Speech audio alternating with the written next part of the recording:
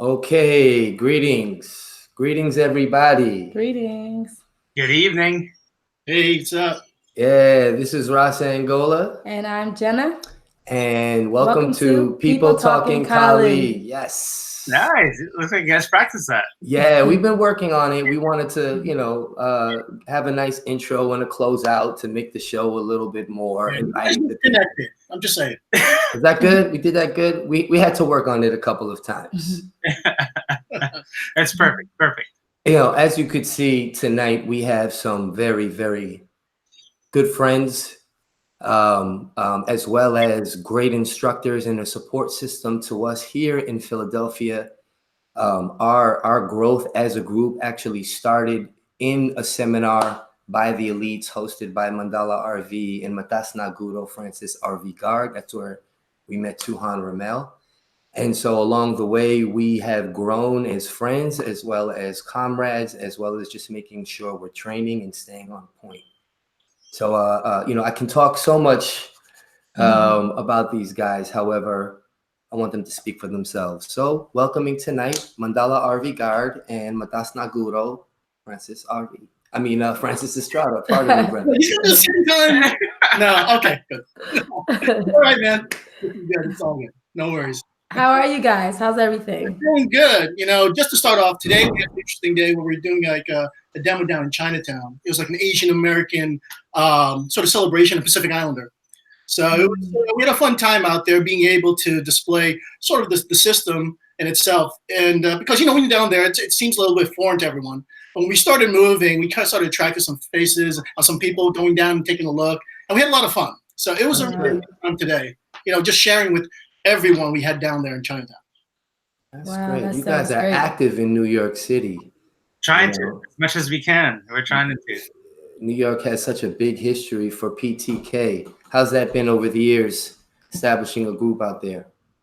Well, it's really interesting because New York City is one of those places where people have an interesting idea of hobbies and also things they want to get into. There's a lot of people who really want to get into martial arts, people who want to get into different hobbies, people want to get into different activities.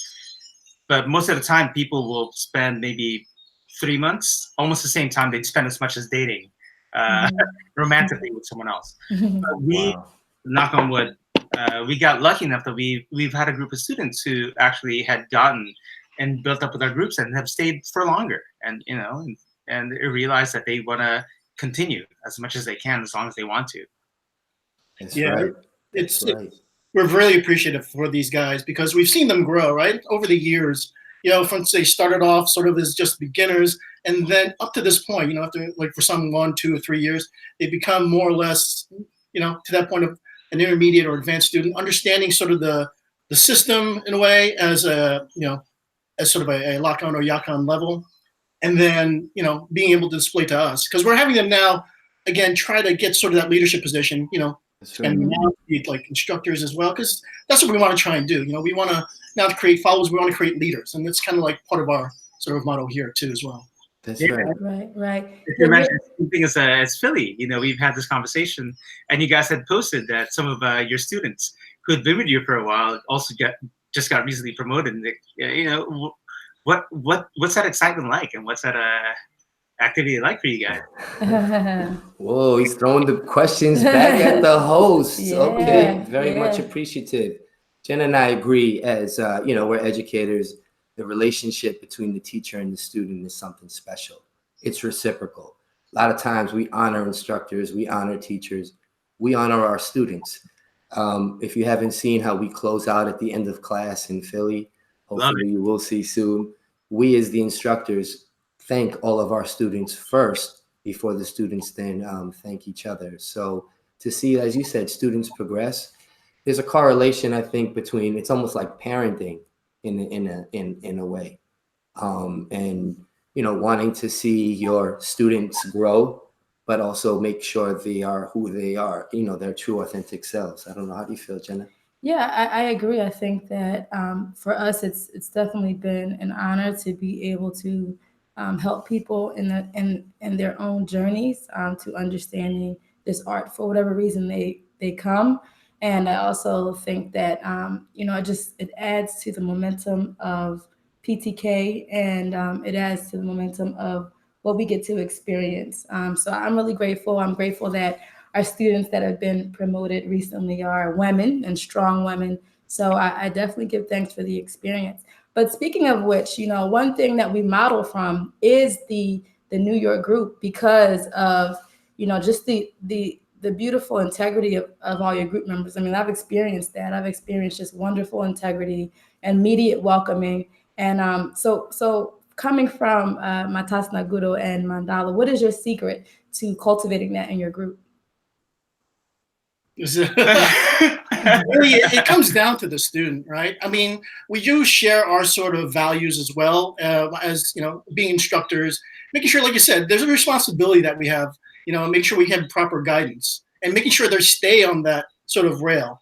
And so we got to make sure we take pride into that, and we want to make sure that at any point we see them veer off, we take it sort of in a way, somewhat personally, in a sense, to make sure that we push them back on the right track, right? And soon enough, they seem to realize that, okay, and they start to carry it themselves. And then from there, that sort of attitude or that sort of character starts to develop towards or put towards other new students. So in a way, it kind of like spreads out, right? It starts from the top, but it sort of disseminates down to the bottom, and then of course spreads out to the other students as well. So we try our best, again, to guide, make sure they're on the right track, and then of course just appreciate all our students.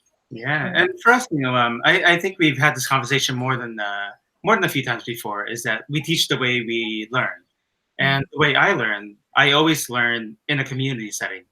I learned when I first started, not even just Pekiti Tirsia, and when I first started learning martial arts, I had Nate, who's out of Oakland.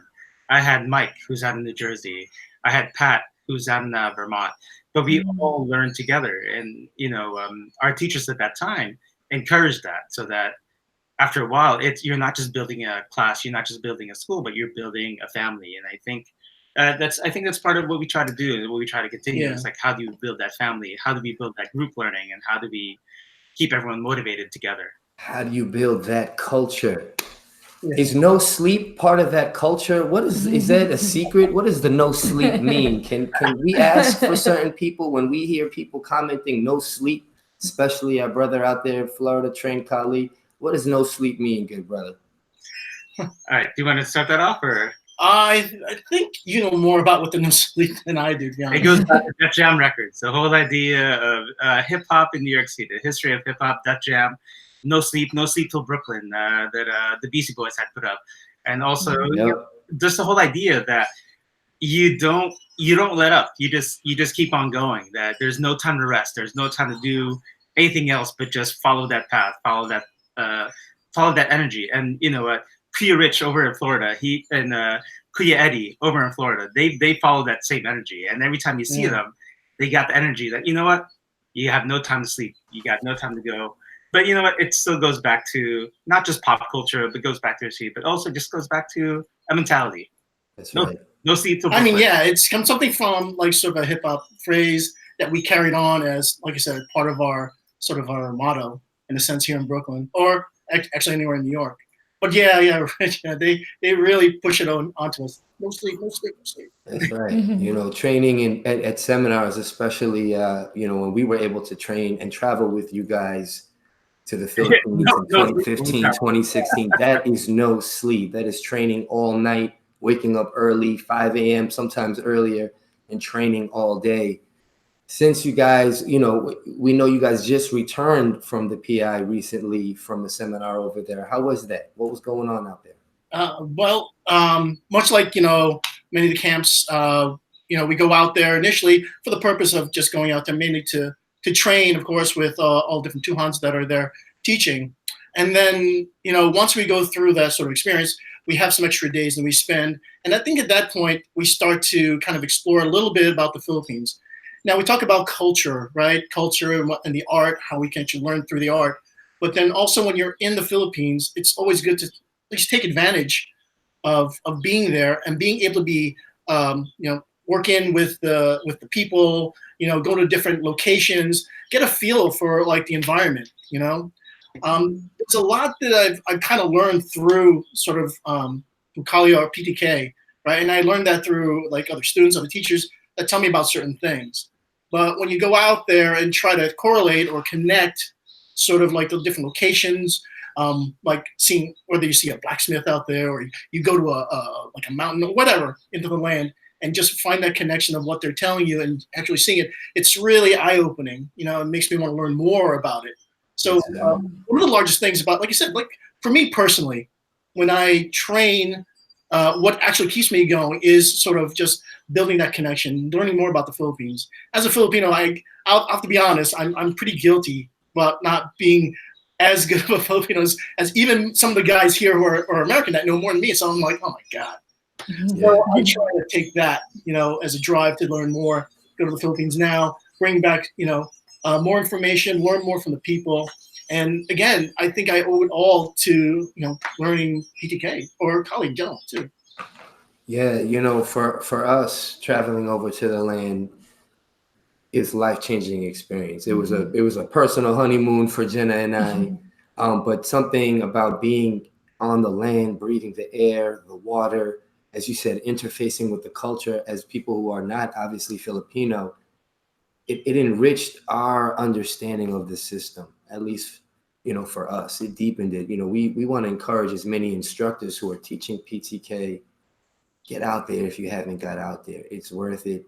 And get out there with the right people. You know, sometimes you travel to a location, you don't really get to experience the land. We were fortunate to travel with you guys. Right. And if you haven't traveled to the Philippines with a Francis Estrada or an Arvee Garde or Mandala Jeanette Ladoras, it's like, you know, you're learning firsthand experiences that you're not going to get from a textbook or a website about the art and about the culture. Right. Yeah, we were very grateful to travel with you all. It's our first time experiencing that level of travel. And so, you know, we really felt comfortable and it just enriched us all the more. I also agree that we appreciate being able to learn about the culture and being able to have live representatives that really helped. And I particularly like that, you know, I was able to, you know, meet some of your personal family. I think I'm like one or two of both of your family members My cousins. to meet. And that was just exciting to, you know, I feel like being a part of PTK is like the perfect excuse to go to someone else's family reunion. So, you know, I'm really grateful that we were able to get to know you on a deeper level. Yeah, because it was the whole idea that, you know, I think that's something that Grandtuhon, Tuhon Rommel, a lot of Tuhons would say, that when you learn PTK, you know, and as you teach PTK, that you're not just a teacher of the movements, and not just a teacher of the system, but you're also an ambassador of Philippine culture and Philippine history. And just the fact that we were able to go together, I got to go to places with you that some places I hadn't been to before, but it was a wonderful experiencing for the first time. And just like you said, you got to meet my cousins. We got to meet Vinny's cousins, one of our students' cousins. Yeah, and I got to find out about my cousin. But it makes the world even smaller, and it makes the practice even more personal than anything else. Yeah, do you guys, I just want to bring this up. You guys remember when we went to, like, you know, in, I think it was 2017, went to Mactan Island? Yes, that's what I'm We talking on the same stand, right? It's like there was a battle here, right? And we were able to kind of share and feel sort of like that, you know, sort of the land of that. I got to wade in the water of that river, seriously. And for me, with brother Danny Harris, salute if he's watching, out there from Arizona. That for us are those life-changing experiences, and seeing the pictures on the wall, hearing the music, and really for, you know, the indigenous side of Kali and the indigenous aspect of the history, that pre-colonial element. That was one of the things we wanted to ask you about, Francis. You know, traveling for the seminar, and then, like you said, afterwards we get to visit the island in different locations. We get to learn the history of Kali.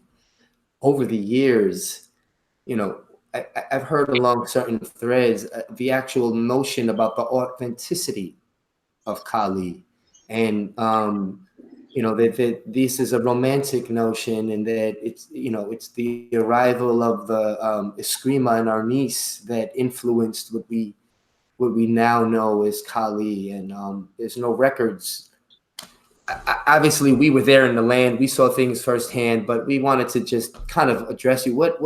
How would you address that, sir? Oh yeah, definitely. Ali, and that's what they encounter.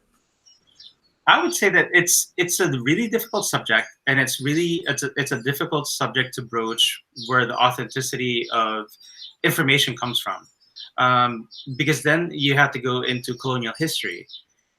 If you talk about the authenticity of Kali, the way people talk about now, they're looking for something that's pre-Hispanic, which means a culture that was there before the Spanish had come to the Philippines.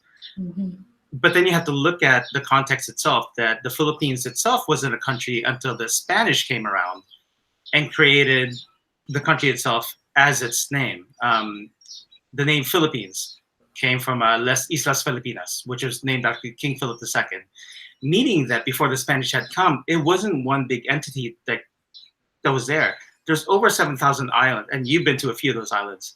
There's over 7,000 islands in the Philippines. And there's not one correlated history between all of them. The difficult part about finding the pre-colonial Spanish history of Kali, Filipino martial arts, in that path, you can't follow it based on colonialism. You have to go and see the different groups. There are different groups from the south. You have the Tuareg, the different groups that are in the south. You have different groups in the Visayas. You have different groups in the north. You have the Ifugao. There are many different systems. So what I'm finding difficulty is, and I'm not a historian, but I like to, we've waxed poetic, and we've shared so many histories. What I'm finding difficulty is, like, where do I start those histories? And the biggest problem is I can't start those histories based on Spanish and Western histories, because the histories were there before the Spanish, before the Western historians came. Right.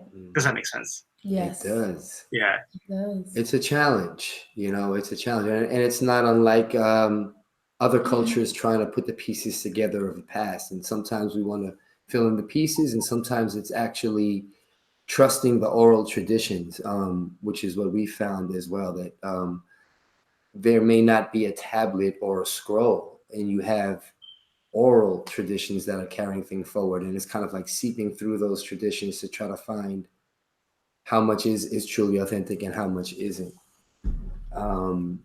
So are we saying, so Kali is coming from all, when we say Kali, we're talking about the entire region of the Philippines? Are we speaking about predominantly the Visayan region? What do we mean when we say Kali? Okay, for me, I'm speaking based on records and based on histories that I have read. Some histories would say that the Luzon area, the northern part of the islands, had studied Arnis. The central part, the Visayans part would study Eskrima. Then the southern part would be Kali. But the thing is, once again, it's a question of terminology. And the thing is are we looking at things as through a base of terminology? Or are we basing it through history? But we have to find, and I think we talked about it before, and you've shared some resources based on trying to find pre-colonial Spanish history, and also the terminology of Kali as a quote-unquote mother art for Filipino martial arts. Mm-hmm. The biggest problem is, if you're trying to find a mother Filipino martial arts, but you can't define what Filipino is, how do you then go into those histories? So then the best way to go is, well, how about we look at different peoples? How about we look at the Ifugao in the north, and we look at their histories? And you learn that the Ifugao in the north actually had come from the central part of the Philippines, but they were pushed over towards, I think, don't quote me on these dates, but I think the 14th, 15th, 16th centuries, they got pushed upwards. Then if you look at what people would call the Moros, they would say the Moros studied more like Kali, more like Silat. And those movements are dedicated towards the south. But the thing is, you have these terminologies that are predetermined and set for certain groups, but they're set by people who are not the ones who actually practice them. If that makes sense. Wow. This is the struggle. This is the struggle. The as they say, if the hunter tells the history of the lion, of course, it'll always be kind of slanted. And so often the ones who are doing the research, even if they have good intentions, may often miss the mark. Like you said, with just a slight misuse of the language or terminology, create confusions for generations on. Yeah, and can I I'll throw you one example that has nothing to do with Kali that we can just throw it out after. That in the 16th century, when the Spanish first came to the Philippines, I can't remember who exactly was, but they created what's now called the Boxer Codex, which are basically pages and illustrations of what the Spanish observed Filipinos to look like. So it's a record of what Filipinos look like. But the thing is, someone had recorded it from the Spanish visiting and then told it to some Chinese artists. And the Chinese artists then depicted those images. So then you have a couple of generations of translation. So then it's not a direct translation, but it's the translation based on someone else's perception and someone else's record of those images. So. Wow. Do you guys require your students, or like we asked, that you want to ask almost everybody, or encourage your students to learn history and culture? Yeah, we do. I mean, like you said, it's not just understanding the technical aspects of Kali, right? Yeah, we want to encourage the culture, at least more of the culture and the history where it presides with PTK. And then, of course, understanding in general, sort of like, Kali in the sense of where it fits in Filipino culture. So we do encourage it a lot. And then, like I said, at certain points, there is some requirements to make sure that you just have a good understanding. So you understand like where it's coming from. Yeah. We like to say students who are on the path of rank and instructorship, exactly. There are just certain things you have to learn, certain terminology, just to make you a true representative as an ambassador, like you said, MNG Francis. Yeah, I agree that, the language in and of itself, and as someone who has trained another martial art, understanding the language is actually pretty key to understanding certain concepts. So I definitely, push for, understanding of the language as well. So how do you integrate understanding the concepts in the traditional language to making it manifest with your students as they're actually doing it with their bodies? This is something that's interesting. And I think we had this conversation before, because I know, Jenna, you also teach West African martial arts, or West African culture as well, when you teach. But for us, the tricky part is I speak Tagalog, so I speak a different dialect from where Pekiti Tirsia comes from. Pekiti Tirsia comes from Hiligaynon. It's the Ilonggo language. I believe Ilonggo refers to people. Hiligaynon refers to the language. I don't speak that language, but I have to learn it. And then what we do is, as we teach, we say, well, this is what this terminology comes from, because we don't want it to disappear over time. We don't want that language to disappear. We want to make sure that that language is there. So we would constantly ask our teachers. We'd ask Tuhon Leslie, we'd ask Tuhon Rommel, we'd ask Grandtuhon, we'd ask Tuhon Nonoy. We know this word, but what does this actually mean? And the great thing is, sometimes we'll know a drill like sagang labo. We'll say, oh, sagang labo, is it a drill? Then they say, no, sagang is basically, it's similar to you addressing a hit. It's not necessarily a block, but you're addressing a hit, and labo is your strike. So sagang labo isn't a drill. Sagang labo is a principle. And then you have to understand that language, and understanding that language, you understand principles so much more. And I think we got lucky enough that with our guys, that we're always trying to search for those answers as well, and they ask those questions. So I think one thing is it's an exchange between us, because they'll ask those questions. If you don't know the answer, then we'll ask someone else those questions as well.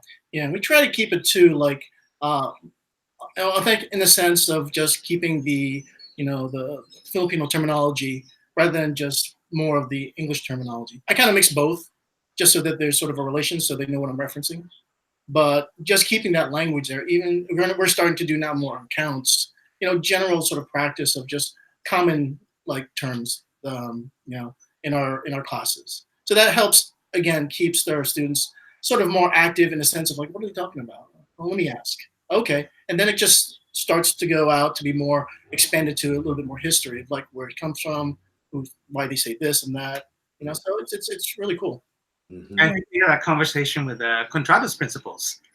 That's right. And we were talking about those Contradas principles, and it's like, oh yeah, these are those words, and what do those words mean? You can see it in the actual movements.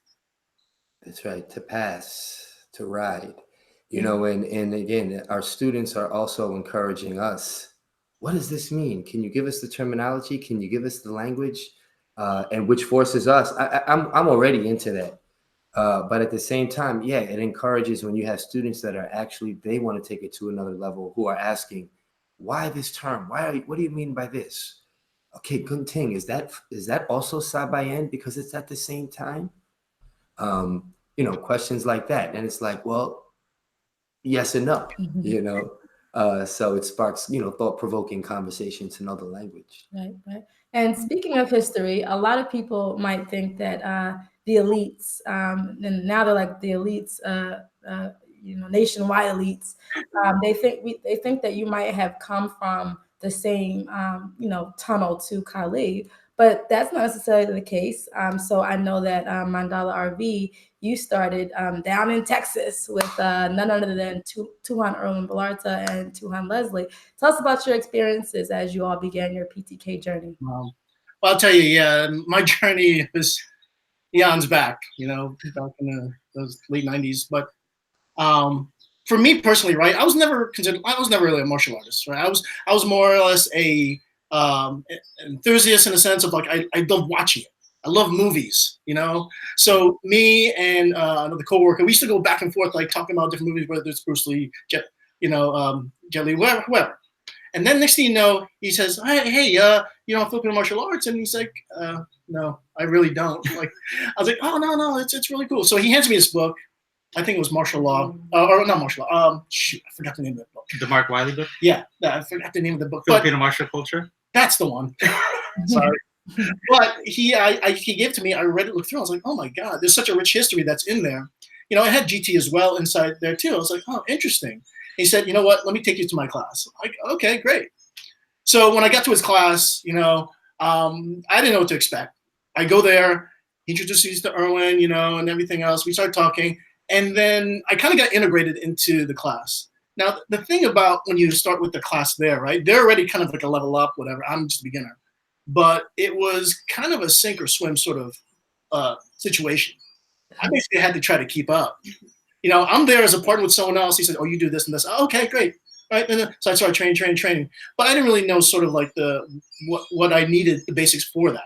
That came actually a little bit later. But in the time, though, the class kept moving forward. So I'm there just trying to keep up and also at the same time trying to learn like some of the basics. So half my class was like trying to just do footwork. And then the other half was just like, oh, well, what's this knife stuff to going back and forth. But also in the first class was also an interesting thing because I think it was towards the end. You know, Erwin, he has a rich history of being a fighter, right? He's won all these tournaments. Him and Tom Bisio just goes back and forth. You know, his fight with also AK and all those guys back then. So part of class also, they were doing knife sparring. I was like, oh, cool, I get to watch this. Next thing I know, hey, get in there. I'm like, I'm looking around. First class? Yeah, first class. You talking to me? No. But I don't know what to do. That's okay. I want to see what you can do. Okay.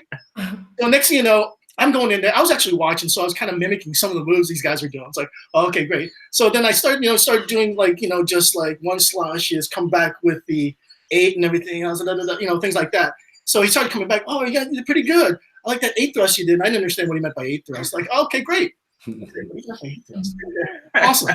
So yeah, we were doing that like the first 2 classes. And I was just like, it was kind of startling in a sense. Like, man, he just threw me in there, threw me to the lions to see what happened. Wow. So at that point, I was like, wow, things got real pretty fast. I need to learn something before I get in there. Wow.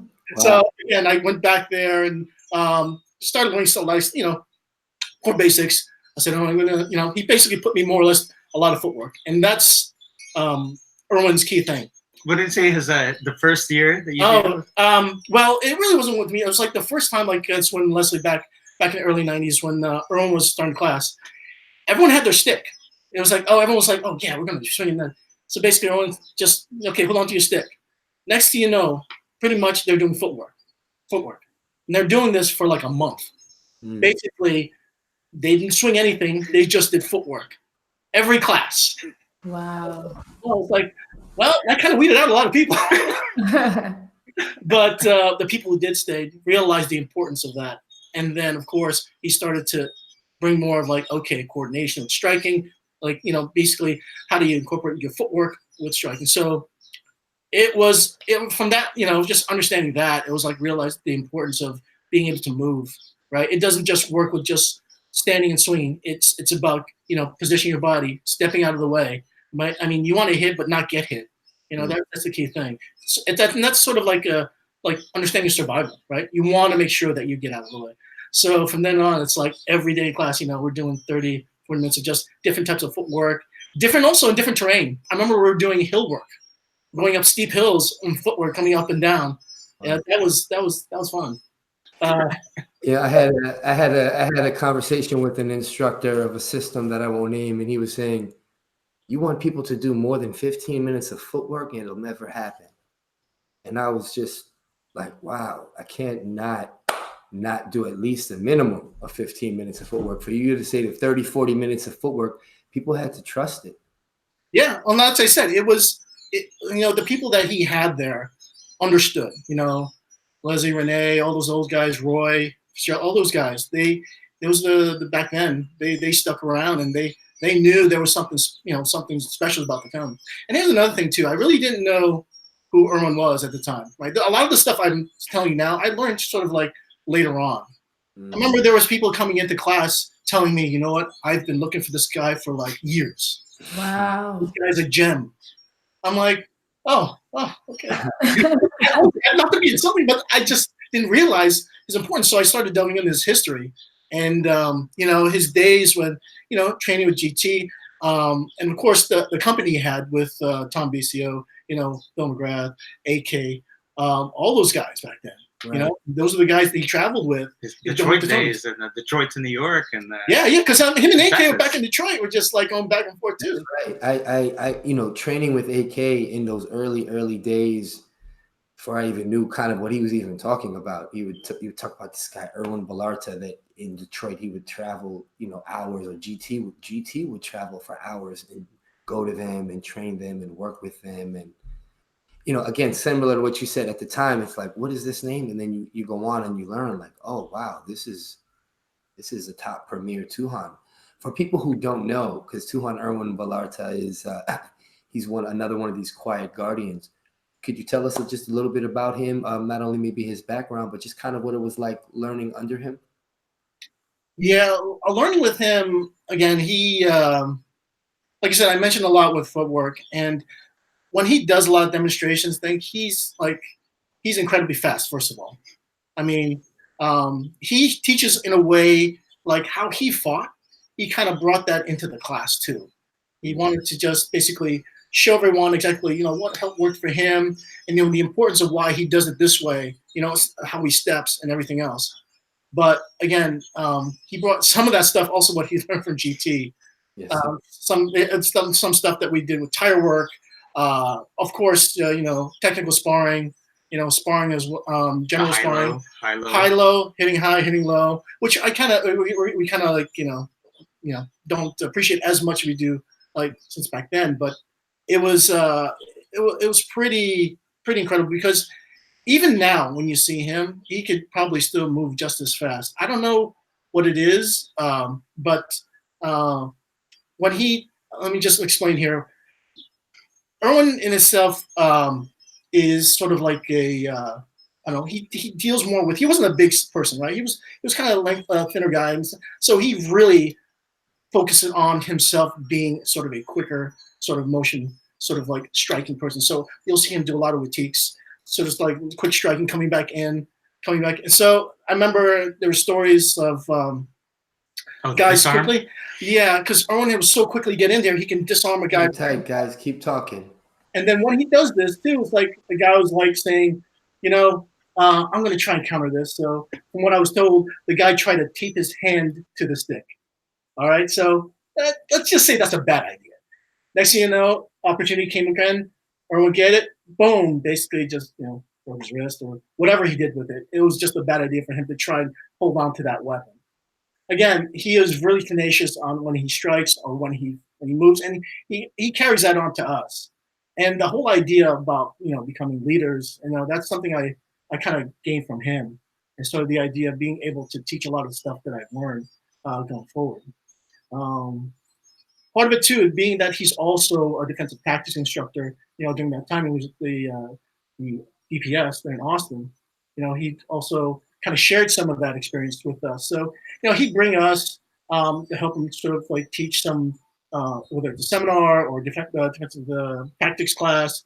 And then we try to help carry sort of like some of the principles that we learned in PTK into to law enforcement. Of course, we can't do a direct translation, but the idea of being able to apply some of that, seeing that with law enforcement training was quite nice. That was like my first time experiencing, like, I don't want to call them, but law enforcement training with PTK. Hey, while you guys are scared, I'm just gonna help you bring that together. So he was talking about how Tuhon Erwin brought all those tactics from his fighting days into being a defense instructor for the police out in Texas. So what's interesting? We are instructors. I never, I'm learning more media production than I ever had, bandwidth and usage. It's like I'm sure every session you'd be like, oh, I should do this. Exactly. So thank you as a viewer for staying tuned and you guys hanging in there for the save. Listen, we did have a question in the chats from the Citadel Combat Arena. Salute. Thank you for watching. Thank you for supporting. And they want to say, what he asks is, a lot of students value and learn from the syllabus. Do you think that a standardized workbook with a glossary and other terms and explanations would be valued or necessary? Would you use it? What we do is actually, it's actually a good point, because we've talked about it so many different times. We started using the Texas Kali Association syllabus and curriculum as a basis and a guide for our curriculum as well. And then based on that, we developed our own curriculum. But we also share that with our students. For example, if you're testing as a Yakan 1, Yakan 2, we show you what we are looking at so that you can actually check something out and say, okay, this is what's expected of me. But we don't necessarily just stick to that, because this is the idea they should have. But we have principles that kind of go throughout. So let's say we're going through a good example during the winter time. We were training indoors. We weren't training outdoors as much. So we were working more stick contact. So we were working more on payongs, as using as a bridge. We'd use some knife. But then we'd say, okay, with that same principle would also count for the Yakan 2, Yakan 3 material. So then you would have a guide, but know how to veer off that as well, if that makes any sense. So yeah, so there is a guide, there is a syllabus, but we also know how we can connect the different syllabi together so that it makes sense for a student who may have gone through that practice before, but then what can you gain from that if you're a little further on in the system? That's right. And just to kind of maybe help add to Brother Citadel, the old way obviously was you had to learn. We're talking about these first generation students. The curriculum was the Grandtuhon. Often, as he said, he was the source. And so I think what began to happen is that as these Tuhons began to branch out, have their organizations, as you said, the Texas Kali curriculum and other organizations since, while they have their own curriculum, there's just this common thread that exists in all the curriculums. There's these continuations of concepts that permeate throughout. So even though you have these different expressions and interpretations, there's a line that I'm sure every group and organization should be following that takes you from point A to point B. It's what we call the fundamentals, right? They're not basics, they're fundamentals. Correct. Fundamentals you can keep working throughout, but those fundamentals have to be sound for you to be able to move on to other parts of the curriculum. But correct. And for Citadel Combat Arena, for us, as you go through certain levels and progressions, there is terminology because it's related to the actual system that you have to know, that we must quiz you on. And at the same time, it's about not being locked into the curriculum. It's about not being stuck in a certain way. The curriculum should be a guide and not so much a connect the dots of how to do. But also, and not to talk in cliche. Sorry, Jenna, I'm gonna pass it to you after. But not to talk in cliches. We keep talking about that. We train the people in our group not to just be students, but to be teachers. So in the beginning, if you can teach them in the beginning that you're going to end up having to teach this, so you should know this material, so that when it comes to be your turn, you can teach it easily, that you don't have to go through the same process. Correct. And he a salute, Brother Morgan. He said this is who he is. I didn't recognize. Now I know Citadel Combat is Morgan. Thank you for watching. Thank you for your question, and thank you for your support. You know, I think this idea of curriculum is kind of what MNG is saying. It's like a common language. Nothing defeats the hands-on learning. Right. And that's what I was going to say. I was just going to say that, you know, the thing about Kali, it's like, you know, it's literally like, you know, patting your belly and rubbing, and like patting your head and rubbing your belly. Your body has to do it over and over again to kind of decode. Even if you're in terminology, which is great, you do have to put your body in the motion, add the reps, and, you know, continue to learn and grow from your instructor. So the in-class time is very, very, very important. Agreed. Yeah, you know, I know that every organization, for the most part, they just have, I think, their approach to how they want to progress within the verified, agreed upon concepts, just to have a common language and make sure students can travel to other organizations and be able to have something that we can all agree on. What do you think, Morgan? You know, this is, once again, let's continue to make this an interactive experience. Did I cut you off, RV or Francis? You were about to say something? No, we were talking about the same thing, for example. And maybe you guys can share your experience as well. We've been to so many different seminars in so many different cities, so many different continents, with so many different people, that, you know, when someone says, I'm going to work off this principle, and if someone says, we're going to work off the principle of Sabayan, we're going to work off the principles of Contradas, and just having that confidence of knowing, oh, I know what that terminology is, I have that idea, I can just jump right in there, versus, what? Yeah, exactly. We got another question for you guys, and it's all related. Was there any specific way PTK is taught now that is different from a decade ago? And if so, do you implement those older teachings and concepts? I don't know. I feel like we kind of follow that same principle, same way of kind of teaching. I mean, it's in general broken down, right? We start off with our footwork warm up, then we go into sort of mechanics, and then we get into more the class material. Of course, we focus a lot on the principle for a certain period of time, just so we know that it's ingrained within the students. But that's kind of the same thing we kind of did. I did also back then. It's just the methodology is a little bit different, right? We kind of followed sort of that same format. So I know every instructor I've trained with, they have a different way of a different approach, whether it's different sort of exercises, different sort of training drills, but it still falls within sort of in the principle that they're trying to show, which is good. And I think that's kind of a key thing too. So in other words, when we start to train, it's always good to have something that there's continuity from the point of your footwork to the point of like the end of the principle. Footwork, mechanics, fundamentals. The actual concept and drill principles that we're learning, they all meld together. So there's sort of like a whole idea presented to you. Because what the student can do, they can take that back home and just train on their own, kind of that same way. So they're sort of like they're taking the class back with them, or in other words, call it homework. Yes. And for me, oh, sorry, go ahead, Agola, if you want to. No, I just wanted to say salute to our brother Silva from Brazil, who just chimed in, saying more important than curriculum and understanding is the concepts and principles and how to survive, how to apply it in combat at the end of the day. Yeah. So to Silva, you know, and the question beforehand, and the question was, do we take in some of the old training methods into the training methods? And to chime in on that, just to give you an idea, when we train in the Philippines, I think it's also a question of the kind of accessibility you have towards class. Is your class, when you come into class, is it 3 hours long? Is it 2 hours long? Is it 1 hour long? What can you do in that hour? What can you do in that time? In the Philippines, when I would train with Tuhon Rommel and Grandtuhon, we would start off the day where Grandtuhon would just talk about principles for about an hour and philosophies. And then you would go into his backyard, and for a couple hours, you would just either slap iron balls, you would hit tires, you would hit iron rods on the ground, you would get your dumbbells and just keep moving.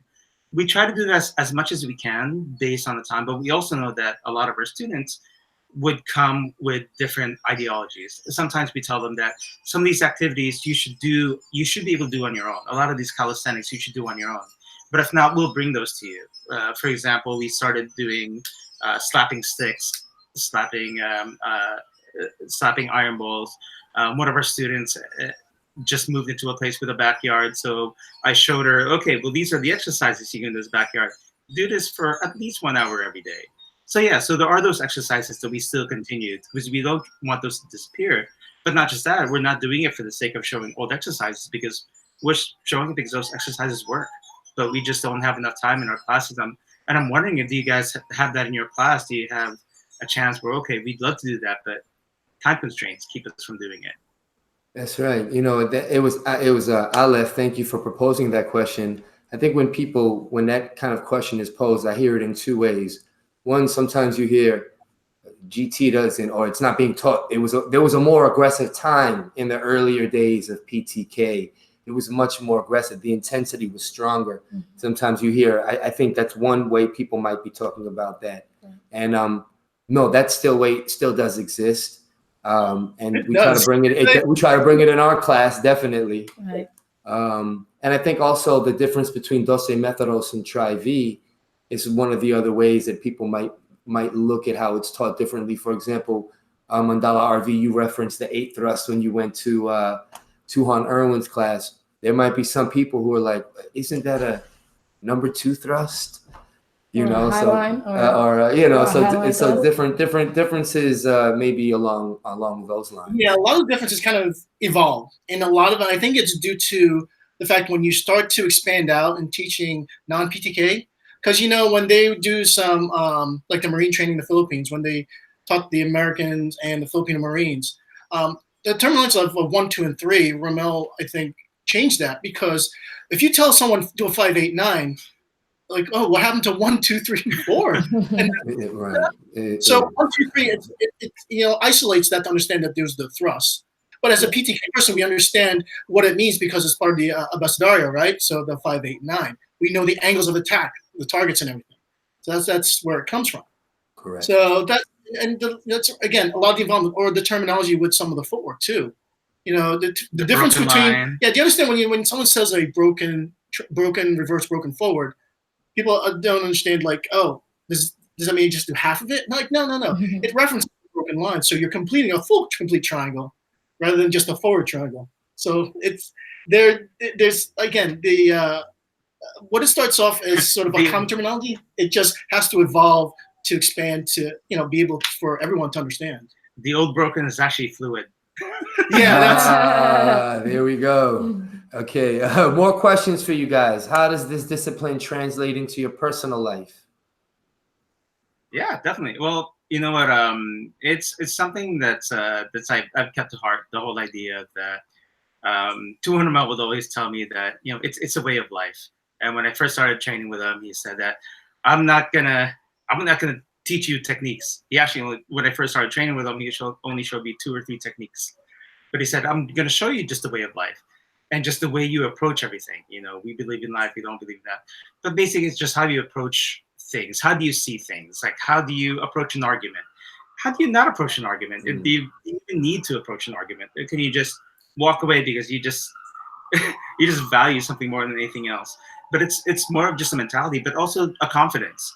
That if you instill all these movements, if you instill all this confidence in someone, that if an altercation happens, you say, well, do I even need to get in that? Is that a matter of pride? Sounds like the New York I know. Yeah, you know. It's all normal. It's okay. Yeah, and you've been to where I live. Didn't mean to cut you off, brother. Keep going, man. Keep going. That's exactly it. You got it. You got the idea. Yeah, part of it too is, again, as Francis was saying, it's the idea of being prepared or understanding what the preemptive move, if you want to take it on a practical sense, right? You understand, like, there's so many angles, like that can be an attack, but I can approach it and understand, like, where are my exits? Where can I go? Or taking that into sort of just a sense of just in discussion of, like, you know, addressing a question like which angles can I go through? You know, just it can be approached in different ways, and it's all about the philosophy. and that's GT, right? It's all about his philosophy and sayings. And the thing about it, when you learn with GT, right, he talks a lot, right? He has this long conversation. People are like, oh my God, can we get started training? But the thing is like, he sends you these little nuggets of information, of knowledge, and you just got to pay attention. Like you said, you can't just listen. You got to hear. You got to figure out like exactly what is he trying to tell you. And then once you get that, right, you basically figure out exactly what the whole, whatever that whole day is going to be going through, or some sort of general piece that, that's sort of values in your life, because again, it's not just so much of what he does, it's what he says too. Yes. Yeah. And then you've been there, you've met, we all of us, you guys included, have gotten lucky enough that we've met so many of the different Tuhons from the old guards. But you see how they carry themselves, and you see how everything else. And it's like, how do I get to that point? Not even just skill-wise, but how do I get that point where, as a person, you have Tuhon Nono, you have Tuhon Mel, you have Tuhon Jasper, you have Tuhon Phil, all these other Tuhons, Tuhon Jared, Tuhon Leslie, and you see how they just interact. But there's just a confidence, and there's just not just that confidence. There's also that humility that comes with that as well. And yes, these are some of the most relaxed. When we started, we met Tuhon Rommel in 2013 at the same time that the Brooklyn Elite, they went on like a 2 or 3 year run of bringing so many Tuhons. We were able to interface and meet them, which was a huge just boost of confidence for us as new instructors, and the consistency of their character. For myself, it was like, wow, I've never seen guys who are so deadly and dangerous just really be so measured and even in their words and in their disposition. It's really humbling. It humbled me. I'm a fiery person, so it makes me like want to be quiet, Right. And I think though there's like a double-edged sword that kind of cultivates that, because there's a saying, if you know how to harm, you should also know how to heal. And I think it's because of spending so much time in art that is really, there's no sugarcoating it. It's a deadly art. It's about, speaking of GT phrases, I'm sure everyone might have heard the phrase, one touch, one kill. And so, it is an art that's about... It's one touch, one down. Oh, one touch, one down. Yeah. Okay. One touch, one down. I am ready. I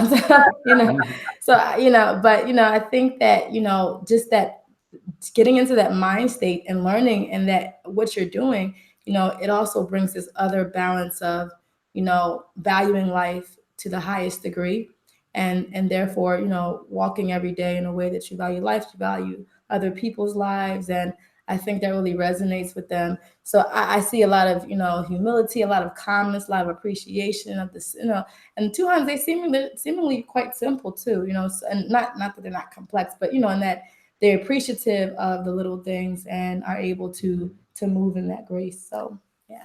There's something about being castigated. Just saying. Add that to the glossary. On the chat, we have Morgan and Winston talking about a TED Talk that we highly recommend. Cognitive Kali, talking about the power of the brain and what happens, how the brain gets empowered through training Kali, especially working with people who might have physical conditions, brain conditions. I know it works with what I'm doing with special needs. Just wanted to shout those guys out on the chat for talking about that. Aleph has another question for you guys. Now, Aleph is one of our students here in Philly. I'm a little curious about this question. How much time does it take to figure out what you're going to teach before a class? Do you go off the feel of where the last class was? You trying to say something, Aleph? No, I'm just kidding. I have a curriculum, my friend, but no, seriously, for you guys, how do you guys go treat your class in your program? Luckily, so we get lucky enough that, we have multiple instructors that are teaching. We have RB, we have myself, we have Anjoli. And what we do is every season, we'll say, okay, this season, for example, this season, we're focusing on the contradas. Season before, we were talking about stick-to-stick contact. We were talking about bridging using payong. We have basically a set idea. And depending on how the students respond to those movements, we'll say, okay, do we stick with this? Because we communicate with each other. We'll talk and say, okay, is so-and-so getting this? Are people getting that idea? What are we not teaching? And what do we need to add? So yes, so there is a set curriculum. There's a set principle that we work with. And then if something is not working properly, we have we reassess. Yeah. And like, we don't want to force something if the message is not going through. We want to make sure that we can, comply a little bit with, their learning ability. So again, we figure things out because again, as instructors, we're still like students. We're learning from our students to understand like a better way to teach.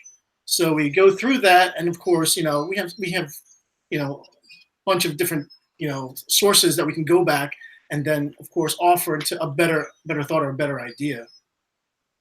Wow. Well, yeah. It's a synergy. It should Right. be a constant synergy. You're supposed to water a plant a few times a day, and do all these things in the garden, but then at the same time, you have to flow with based on how the plant is developing. And maybe you have to water a little bit more, It goes into something that you were talking about the last podcast. Yeah. You were talking about and I also think that, with there being. Uh-oh. I think you froze over. I think we can continue with the idea here. The idea. Well, so as they're freezing over, we were talking about the idea of assessment.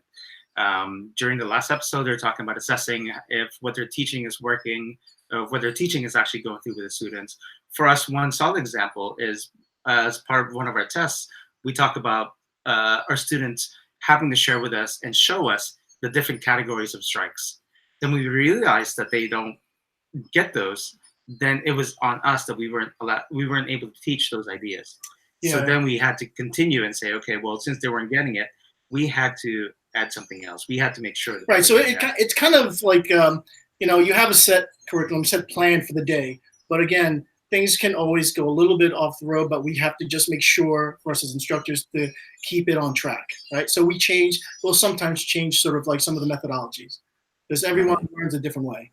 Yeah, but we broke up just when Jenna was about to share. Would you mind starting over again? Or yeah. Oh no, you guys. Uh-oh. Oh, no, We lost it. Oh, that's weird. We are reconnecting back, right? I think we lost you guys. I think we need to hang up and then connect back. Hang up.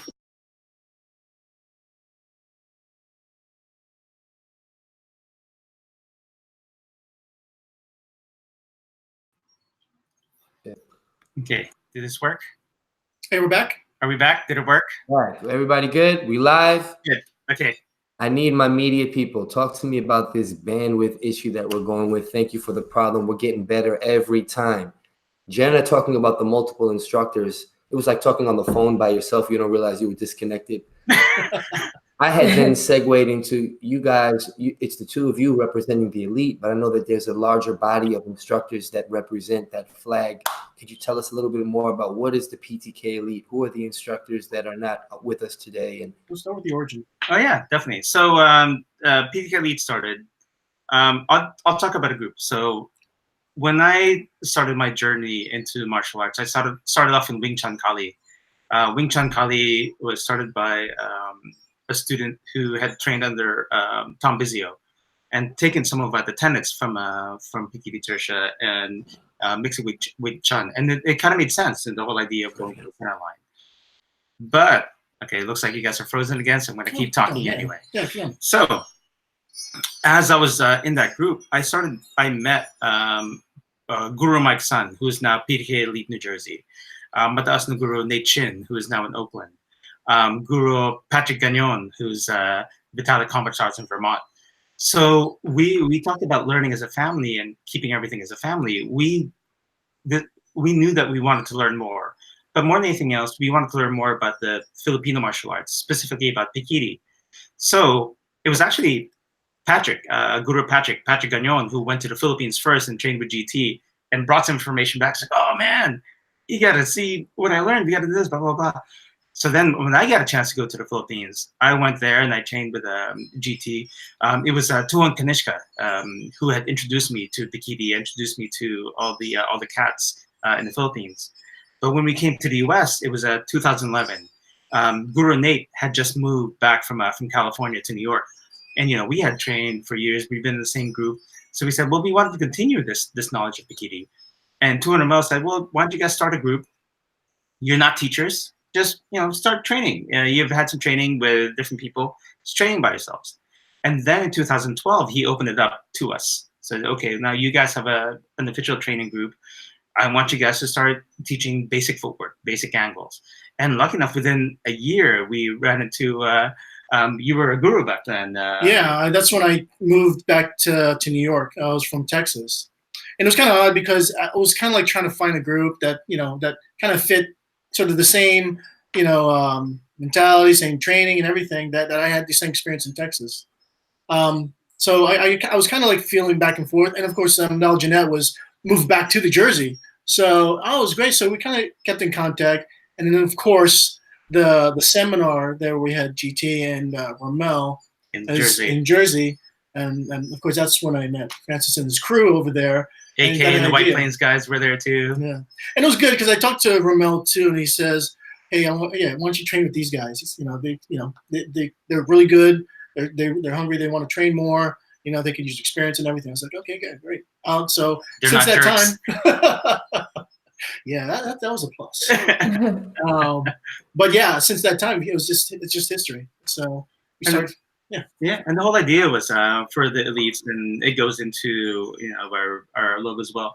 The idea was to bridge what GT had started in 1972 when he brought Pekiti Tirsia to the US through New York City, and then with Tuhon Mel in the 2000s. It's like, how do we bridge that learning? How do we bridge those groups from the past to the present, and how do we continue? Oh well, that kind of segues us into one of the bigger questions that we kind of wanted to ask you, and I think a lot of the people that we want to bring on the show and ask the viewers as well. And that is how do you think we could continue to bridge PTK groups, especially groups that are in close proximity to each other? But PTK Kali is a worldwide art and system now. So what do you think the key is to bridging? Well, part of it is communicating, really, different ways, of course, right? We have different forums where people use Facebook, and I think what you guys are doing here with the video is fantastic too. You realize that there are a lot of practitioners out there that want to participate. And of course, they come from different locations, from different segments, around the world. So part of it is just being able to talk to one another in a sense, to even just share ideas. It doesn't necessarily have to get too personal. It's just we all share a knowledge, we all share a system, right? And it's good to get some feedback from someone that you don't train with, right? Put it out there, right? And if someone is out there wants to give some sort of comment, I think a positive comment would be great. And then you can always go back and forth. Once you have that communication, right? You kind of feel like you have that connection with all these different people. Also, I mean, from that sort of communication, we have all these different events, keeping that open, letting people be able to come and experience that too, right? Yeah, and I think it's just like Arvee said, it's keeping the doors open to communication. When we first started, for example, that's how we met you guys. That's how we met all the AKs guys. Yeah. That's how we met Jeanette. We try to do as much as we can in the capacity that we can. We'd love to be able to reach everyone on a wider level. We're not so savvy with the interwebs, so we're not going to do it technologically. But we try to do is we do what we can with what we have, and what we have is a network. So we try to build on that network, and we try to keep everyone open.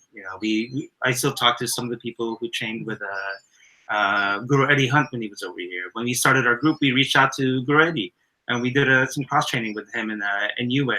Just to make sure that we're not encroaching. We're just here. We're learning as well. But it's like I think Arvee said, it was just the communication, leaving everything open, and just that's it. You know what? In today's times, I think we have so many outlets, social media.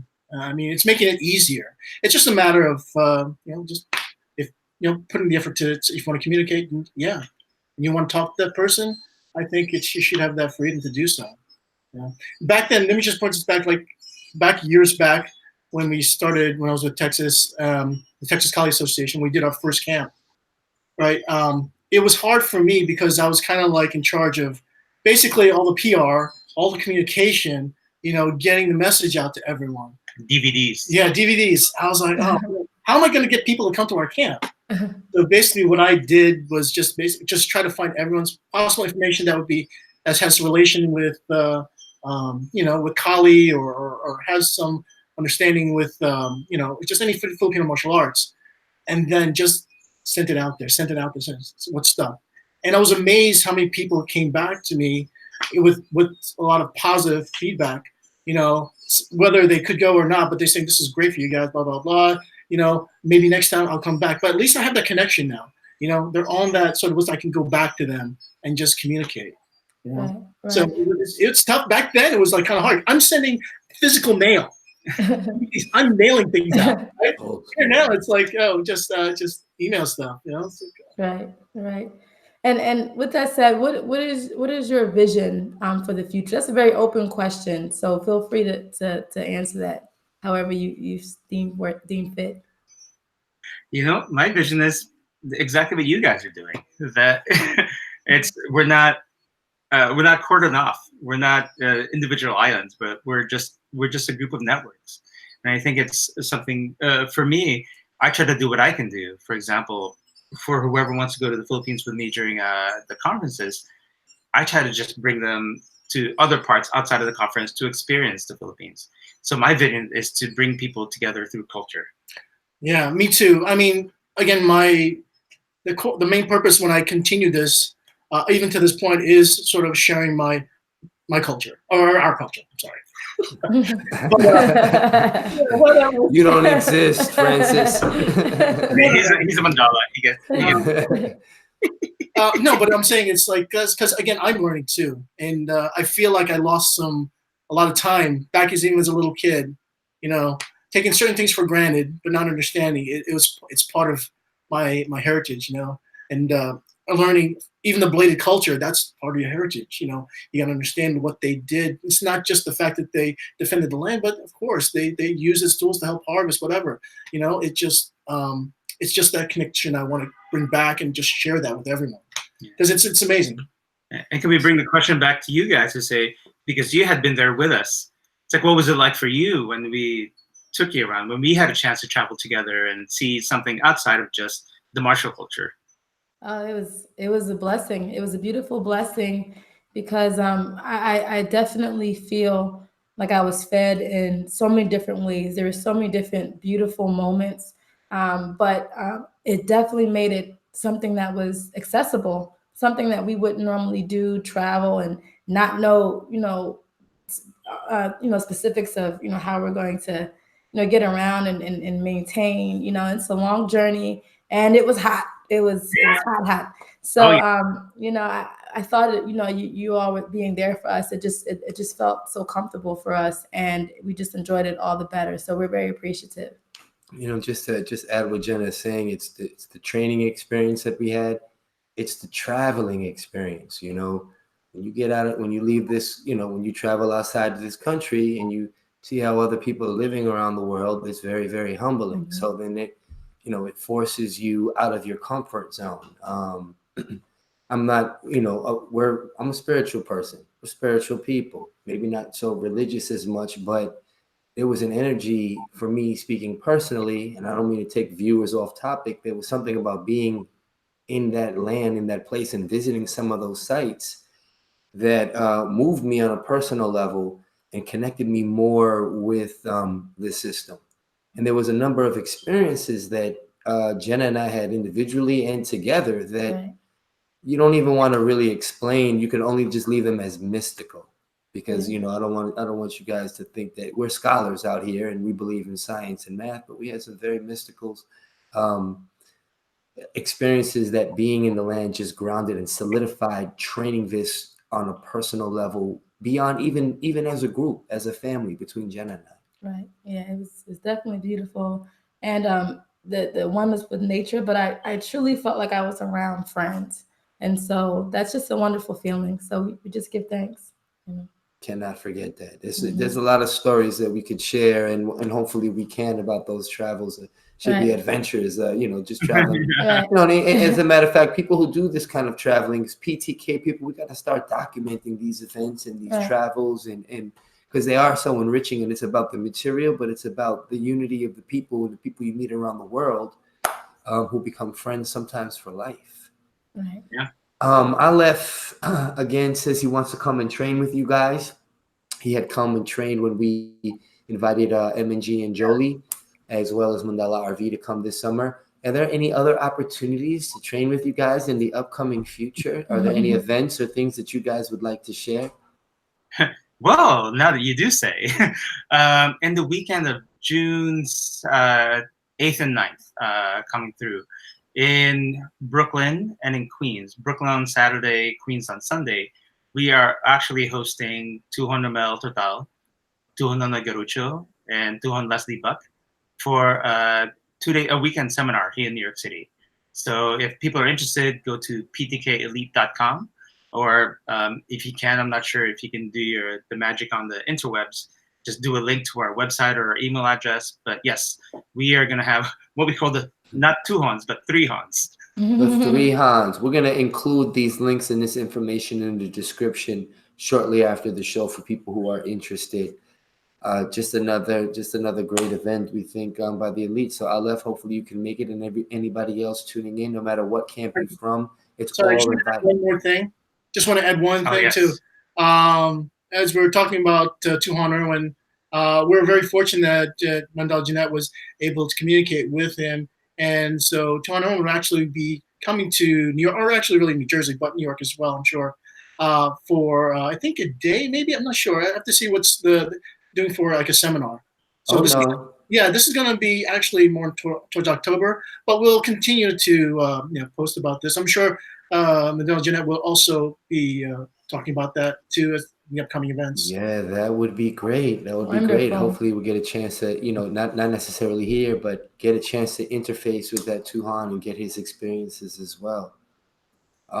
Winston, he had another question for you guys. I don't know with our time if we're able to get to it. I know there's a lot of Game of Thrones people out there.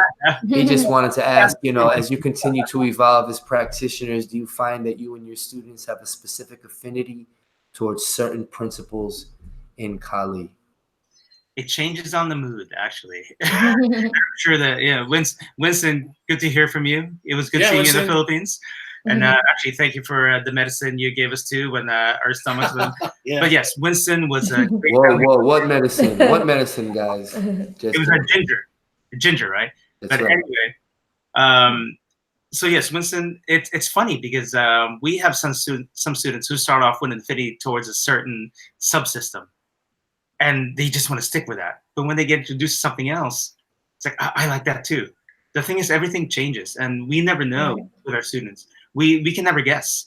I mean, that's why we keep with our teaching. Yes, we will stick to a syllabus and curriculum, but there will be changes based on students' responses. And students always respond in a different way. We have students who I thought they would hate a certain principle, and then they go into it, it's like, I like this one. I have no idea. So sorry, the answer is I have no idea. But we try to listen. For us, Winston, being a student, I think the most principles that we see students leaning towards are loyalty, wisdom, respect, and life, health, and success. And we hope that if they can at least get those, then they're learning a lot more. Yeah, we're all on the same page, and you've learned a lot more PTK than most people who think they know PTK, who don't understand those principles. So I guess would be the tenet of we believe in life. We believe in life. We believe in life, and family comes with that life, and I think that's something that our students would always say, that we treat our group not as a study group. We don't treat them as students and teachers, but we treat ourselves as family, and I think that's part of that valuing life, valuing those relationships. That's right. Well, we consider you guys our family. We're so close, Philly, New York. We often get up there. Viewers don't understand. We see these guys often. They know our family. They know our daughters. You guys have helped us grow our group here in Philadelphia, just being an incredible resource in terms of history, culture, and concepts. So we really thank you guys for taking the time to come on the show and just share your experiences with us. Yes, thank you so much. I definitely second that. You are our big brothers. Definitely my big brothers. And, not many know, but my first seminar and my, first day I was like head over heels for this system was in a New York seminar. So I just thank you all so much for helping me begin my journey. And, you know, we look forward to some upcoming events. That's right. I made a funny face like, oh, it wasn't with me. No, actually, Jenna, remember, you know, Jenna would travel with the kids. I would come and I would train. Jenna was kind of just on the side, just checking it out. And then eventually we were on the Lower East Side. Yeah. That's right. It's like, yeah, guys, you got her on the floor. Thank you guys. And boom, now here we are. So thank you guys for your time and energy. Yeah, thank you very much. Thank you very much. Love you guys. Love your families. Thank you. And likewise. And we want to thank you, the viewer, for taking time and tuning in, and all you guys who posted on the chat, offering your comments and your questions. It helps keep this alive. Make sure to subscribe and tell people to tune in on our next show, which should be June 2nd, I believe. Yes. All right. That being said, the way we had our intro, we have a nice little outro. We're gonna try it now here for the first time. Okay. So here we go. So we're gonna close out with loyalty, wisdom, respect, life, health, success. Yes, that's how we're closing out. People Talking Kali. Thank you for tuning in. See you soon. All right. See you guys.